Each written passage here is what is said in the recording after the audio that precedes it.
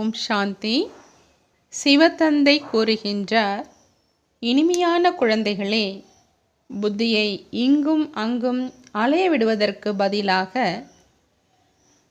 பரந்தாமம் வீட்டில் தந்தையை நினைவு செய்யுங்கள்.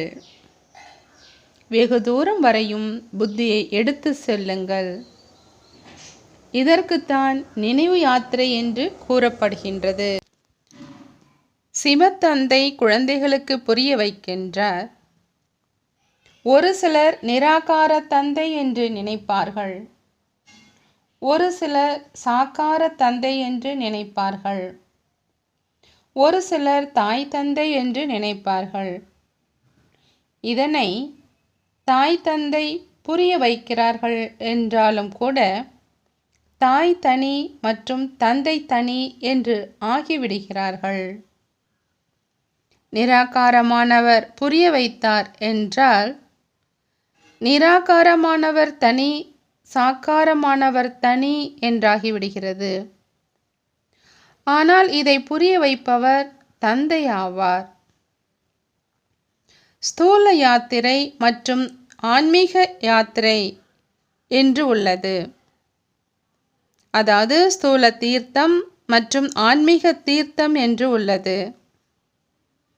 இதையும் குழந்தைகளாகிய நீங்கள்தான் அறிந்துள்ளீர்கள். அந்த ஸ்தூல தீர்த்தம் அரை கல்பத்தினுடையதாகும். பல பிறவிகளாக இவை நடந்து வந்துள்ளன என்று கூறினோம் என்றால் ஆரம்பம் முதல் இவை நடந்து வந்துள்ளன, அனாதியாகும் என்று நினைத்து கொள்வார்கள். அப்படி ஒன்றும் இல்லை. எனவே அரை கல்பமாக என்று கூறப்படுகின்றது. இப்பொழுது தந்தை வந்து இந்த தீர்த்தங்களின் ரகசியத்தை புரிய வைத்துள்ளார். மன்மனாபவ என்றால் ஆன்மீக தீர்த்தம். அவசியம் ஆத்மாக்களுக்குத்தான் புரிய வைக்கின்றார் மற்றும் புரிய வைப்பவர் பரம்பிதா ஆவார். வேறு யாரும் புரிய வைக்க முடியாது. ஒவ்வொருவரும் அவரவர் தர்ம ஸ்தாபகரின் தீர்த்தத்துக்கு செல்கிறார்கள். இதுவும் அரை கல்பத்தின் பழக்க வழக்கமாகும். எல்லோரும் தீர்த்தங்களுக்கு செல்கின்றார்கள், அதாவது புண்ணிய ஸ்தலத்திற்கு செல்கின்றார்கள். ஆனால் அவர்கள் யாருக்குமே சத்கதி அளிக்க முடியாது. சுயம் அவர்களே அடிக்கடி தீர்த்தங்களுக்கு சென்று கொண்டே இருப்பார்கள். அமர்நாத், பத்ரிநாத் பக்கம் வருடா வருடம் யாத்திரை செல்ல கிளம்புகிறார்கள். பின் 4 தாமங்களுக்கு செல்கிறார்கள். இப்பொழுது இந்த ஆன்மீக தீர்த்தம் பற்றி நீங்கள் மட்டும் அறிந்துள்ளீர்கள். மன்மனாபவ மற்றும் ஸ்தூல தீர்த்தங்கள் ஆகியவற்றை விட்டுவிடுங்கள். என்னை நினைவு செய்யுங்கள். அப்பொழுது நீங்கள் உண்மையிலும் உண்மையான சொர்க்கத்திற்கு சென்று விடுவீர்கள் என்று ஆன்மீக சுப்ரீம் தந்தை புரிய வைத்துள்ளார். யாத்திரை என்றால் வருவது போவது. அதுவோ இப்பொழுதுதான் ஆகிறது. சத்தியுகத்தில் யாத்திரை இருக்காது. நீங்கள் எப்பொழுதற்குமாக சொர்க்கத்தின் ஆசிரமத்தில் போய் அமர்வீர்கள். இங்கு பெயர் மட்டும் வைத்து விடுகிறார்கள். உண்மையில் இங்கு சொர்க்க ஆசிரமம் என்பது இருப்பதில்லை. சொர்க்க ஆசிரமம் என்று சத்தியுகத்திற்கு கூறப்படுகின்றது. நரகத்திற்கு இந்த வார்த்தை கூற முடியாது. நரகவாசிகள் நரகத்தில்தான் இருப்பார்கள். சொர்க்கவாசிகள் சொர்க்கத்தில் இருப்பார்கள். இங்கு உலகாய ஆசிரமங்களுக்கு சென்று பிறகு திரும்பி வருகிறார்கள். இதை எல்லையில்லாத தந்தை புரிய வைக்கின்றார். பார்க்க போனால் உண்மையிலும் உண்மையான எல்லையில்லாத குரு ஒரே ஒருவர்தான். எல்லையில்லாத தந்தையும் ஒருவர்தான். ஆகா கான் குரு என்றும் கூறுகிறார்கள். ஆனால் அவர் ஒன்றும் குரு கிடையாது. சத்கதி அளிக்கும் வள்ளலோ இல்லையல்லவா? ஒருவேளை சத்கதி தாதாவாக இருந்திருந்தால் சுயம் அவரும் கதி சத்கதியில் சென்றிருக்க வேண்டும். அவரை குரு என்று கூற மாட்டார்கள். இதுவோ பெயர் மட்டும் வைத்துள்ளார்கள். சீக்கியர்கள் சத்குரு அகால் என்கிறார்கள். உண்மையில் சத்ஸ்ரீ அகால் ஒரே ஒரு பரமாத்மா ஆவார். அவருக்கு சத்குரு என்றும் கூறுகிறார்கள். அவரே சத்கதி செய்பவர் ஆவார். இஸ்லாமியர், பௌத்தியர் அல்லது பிரம்மா ஆகியோர் சத்கதி அளிக்க முடியாது. குரு பிரம்மா, குரு விஷ்ணு என்றும் கூறுகிறார்கள் தான். இப்பொழுது குரு என்று பிரம்மாவிற்கு கூறினாலும் சரி, மற்றபடி குரு விஷ்ணு, குரு சங்கர் என்று ஆக முடியாது. குரு பிரம்மா என்ற பெயர் அவசியம் உள்ளது. ஆனால் பிரம்மா குருவிற்கும் ஒரு குரு இருப்பார் அல்லவா? சத்ஸ்ரீ அகால் என்பவருக்கோ பின் யாரும் குரு கிடையாது. அதாவது சத்தியமானவர், உயர்ந்தவர், அழிவற்றவர் என்பவருக்கோ பின் யாரும் குரு கிடையாது. அவர் ஒரே ஒரு சத்குரு ஆவார். மற்றபடி வேறு எந்த ஒரு குருவோ அல்லது தத்துவ ஞானியோ அல்லது ஆன்மீக ஞானம் அளிப்பவரோ அந்த ஒருவரை தவிர வேறு யாரும் இல்லை. புத்தர் தனக்கு பின்னால் அனைவரையும் அழைத்து வருகின்றார். அவர்கள் ரஜோ தமயில் வந்தே ஆக வேண்டும்.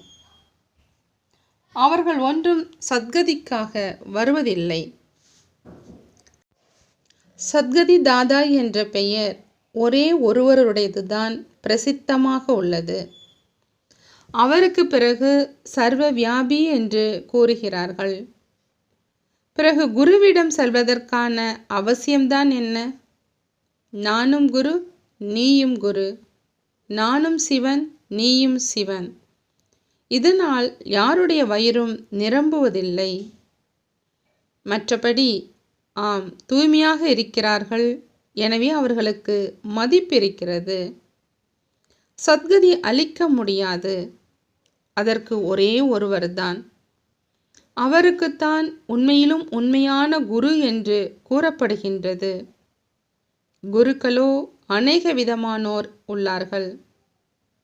கற்பிக்கக்கூடிய ஆசிரியருக்கு கூட குரு என்று கூறுகிறார்கள். இவரும் ஆசிரியர் ஆவார். மாயையுடன் போரிட கற்பிக்கின்றார். குழந்தைகளாகிய உங்களுக்கு திரிகால தரிசி என்பதன் ஞானம் உள்ளது. அதன் மூலம் நீங்கள் சக்கரவர்த்தி ஆகிறீர்கள். சிருஷ்டியின் சக்கரத்தை அறிந்திருப்பவர்கள்தான் சக்கரவர்த்தி ராஜா ஆகிறார்கள். நாடகத்தின் சக்கரத்தை அல்லது கல்ப விருட்சத்தின் முதல் இடை கடையை அறிவது விஷயம் ஒன்றுதான். சக்கரத்தின் அடையாளம் நிறைய சாஸ்திரங்களிலும் எழுதப்பட்டுள்ளது. தத்துவங்களின் புத்தகம் தனித்தனியாக உள்ளன. புத்தகங்களோ அநேக விதமானதாக இருக்கின்றன.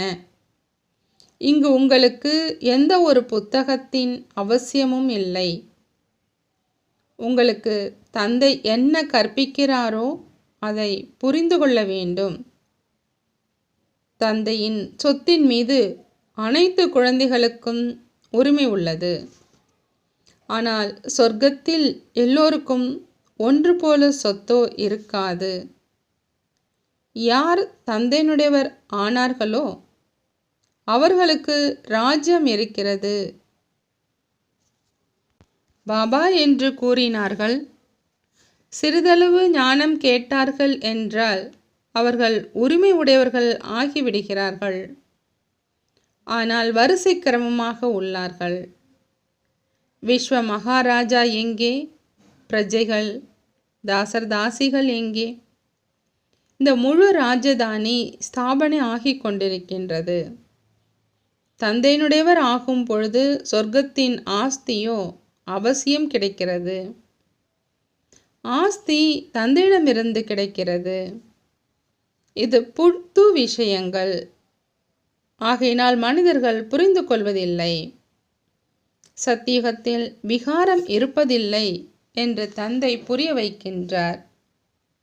மாயையே இல்லை என்றால் விகாரம் எங்கிருந்து வரும்? மாயையின் ராஜ்யம் துவாபரத்திலிருந்து ஆரம்பமாகிறது.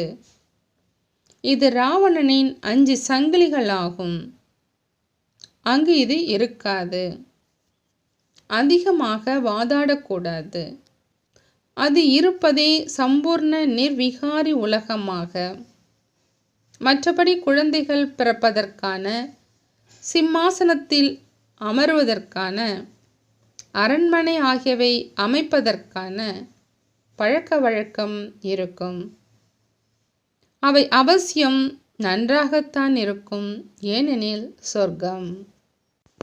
இனிமேலும் இனிமையான காணாமல் போய் வெகு காலம் கழித்து கண்டெடுக்கப்பட்ட குழந்தைகளுக்கு சிவத்தந்தை கூறுகின்றார், சிரேஷ்ட பதவியின் அதிகாரி ஆக வேண்டுமென்றால் அமைதி சக்தி மூலம் சேமிப்பு கணக்கை அதிகரிக்க வேண்டும். எவ்வாறு நிகழ்காலத்தில் விஞ்ஞான சக்தியின் பிரபாவம் அதிகமாக இருக்கிறது, அல்ப காலத்திற்காக பலனை கிடைக்க செய்து கொண்டிருக்கிறது, அதுபோல அமைதி சக்தி மூலம் சேமிப்பு கணக்கை அதிகரித்திடுங்கள். தந்தையினுடைய தெய்வீகமான திருஷ்டியினால் தனக்குள் சக்தியை சேமிப்பு செய்யுங்கள். அப்பொழுதே சேமிக்கப்பட்டதை தக்க சமயத்தில் பிறருக்கு கொடுக்க முடியும்.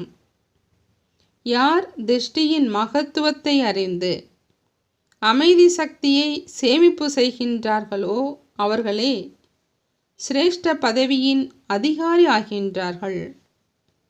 அவர்களுடைய முகத்தில் குஷினுடைய ஆன்மீக ஜொலிப்பு தென்படும். சிவத்தந்தை கூறுகின்றார், அட்டென்ஷன், அதாவது கவனம் இயற்கையானதாக இருந்ததென்றால் எந்தவிதமான டென்ஷனும் வர முடியாது. கவனம் இயற்கையானதாக இருந்ததென்றால் எந்தவிதமான டென்ஷனும் வர முடியாது. நல்லது. ஓம் சாந்தி. நன்றி பாபா.